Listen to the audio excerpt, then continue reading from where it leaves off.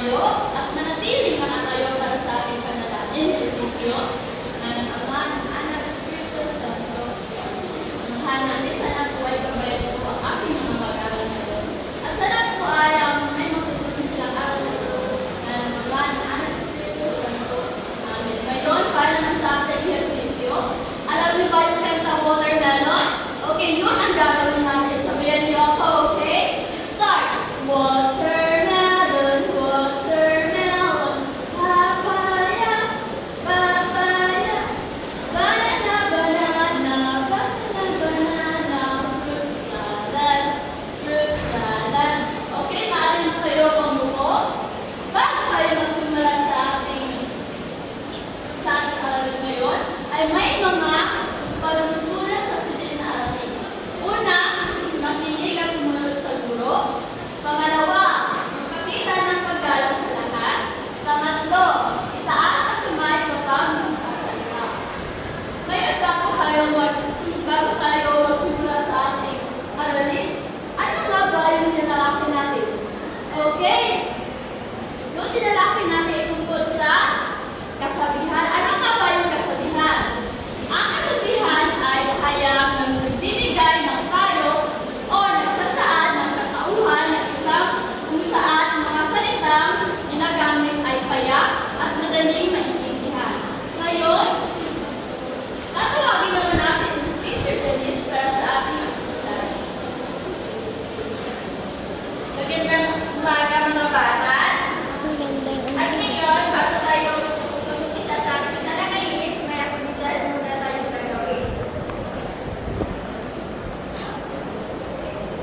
Pagbuo na sa pagkain at piliin ang klase sa tatlong grupo. Bawat grupo ay bibigyan ng iba't ibang salukikain. Ipaliwanag ng bawat grupo ang kahulugan ng salukikain na kanilang nakuha at lumikha ng sariling version. Bawat grupo ay dapat na tinatawag na magpapaliwanag sa kanilang grupo. This is the group 1, group 2 at group 3. At bibigyan ko kayo ng 3 minuto para gawin ang salukikain.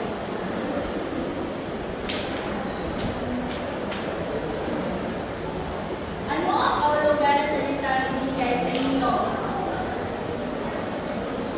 Paano ninyo na ilapat ang aral ng salita nito sa inyong buhay? Ano ang